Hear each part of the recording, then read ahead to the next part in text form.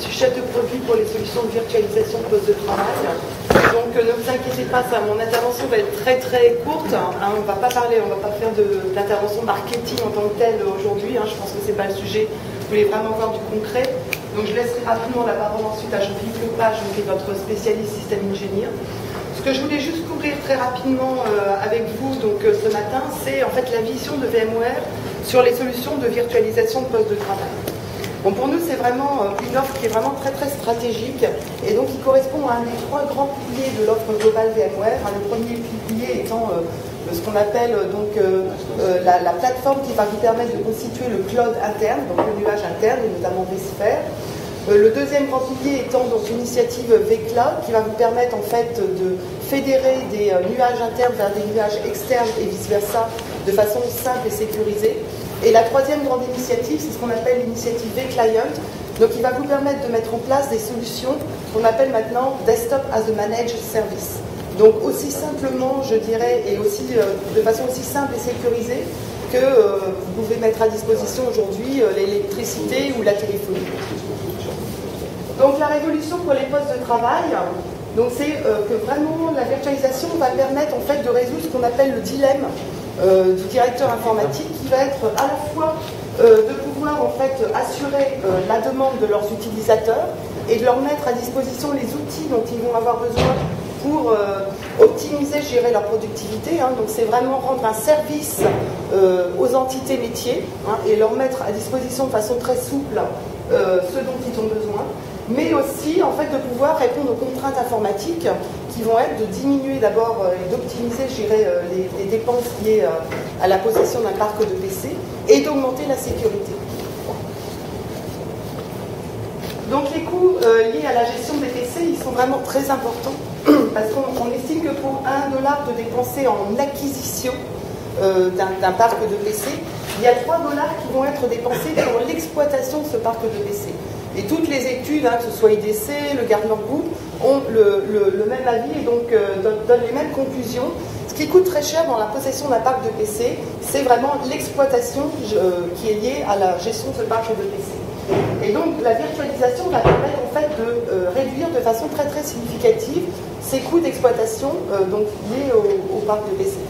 On a fait une étude d'IDC qui est disponible sur notre site, qui a interviewé 15 clients, dont des clients européens, et donc des clients qui ont déployé en fait VMware View. Et le compte-rendu de cette étude est disponible, et donc la conclusion, c'est que grâce à la virtualisation des postes de travail, les clients qui ont déployé View ont diminué de plus de 40% leur coût d'exploitation. Donc là, c'est 50% qui est signalé. Alors, autre événement important qui va favoriser en fait la mise en place de ce type de projet, c'est aussi la migration Windows 7 et tous les problèmes de compatibilité en fait qui pourront être liés à cette migration, notamment la compatibilité applicative. Donc, grâce à la virtualisation du poste de travail et aussi à la virtualisation des applications, puisque dans View, il y a les deux solutions qui sont intégrées, vous allez pouvoir migrer beaucoup plus facilement et beaucoup plus rapidement vers Windows 7. Donc la technologie est prête aujourd'hui, c'est une technologie qui a évolué énormément en 3 ans. Aujourd'hui, on en est à la version View 4 que Jean-Philippe va présenter tout à l'heure, qui intègre un certain nombre de fonctionnalités supplémentaires. Donc je pense notamment au support de vSphere, mais aussi à un nouveau protocole, qui est le protocole PC sur IP, qui va permettre d'avoir une expérience utilisateur, je dirais, transparente par rapport à ce qu'il a déjà. Parce que c'est ça aussi le prérequis, c'est que pour mettre en place de nouvelles solutions auprès des utilisateurs, il faut lui fournir quelque chose de au moins équivalent, si ce n'est mieux. Et donc là, c'est vraiment vers ça qu'on tend aujourd'hui. Et on a un écosystème de partenaires qui travaillent avec nous très étroitement sur ce type de solution, que ce soit des constructeurs pour les serveurs, que ce soit dans le stockage, mais aussi que ce soit des éditeurs en fait, qui proposent des solutions complémentaires de façon à avoir une vraie value proposition. Donc l'expérience, elle est là, le produit évolue très rapidement.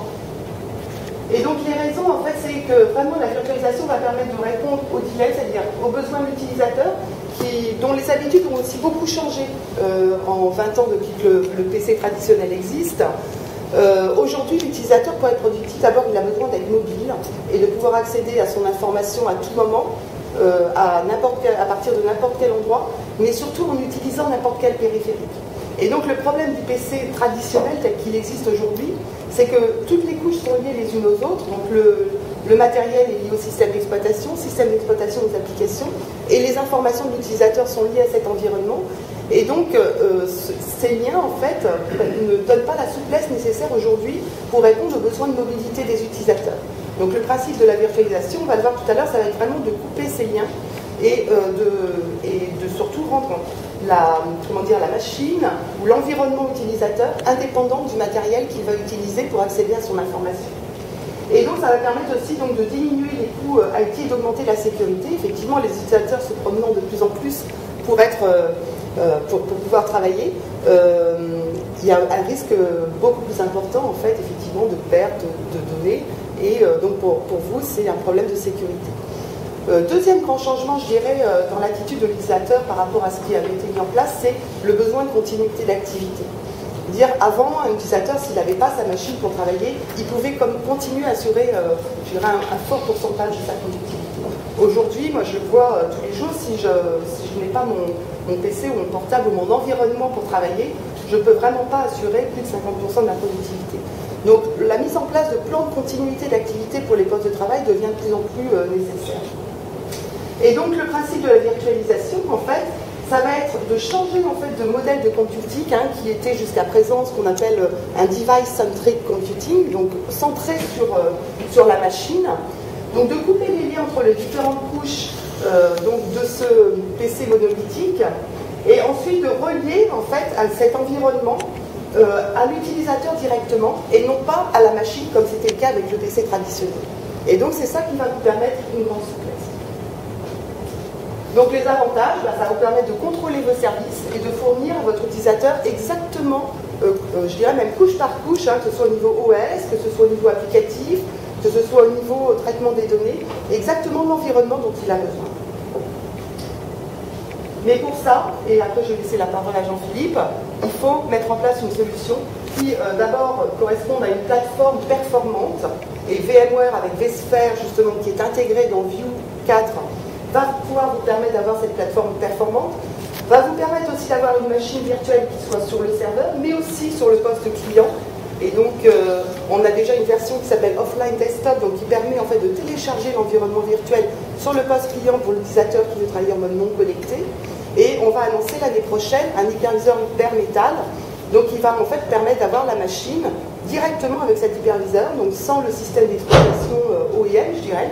Et ensuite, vous pourrez poser très très facilement la VM indépendamment sur le poste client ou dans le data center ou dans les deux pour assurer, je dirais, une continuité d'activité aussi à votre utilisateur.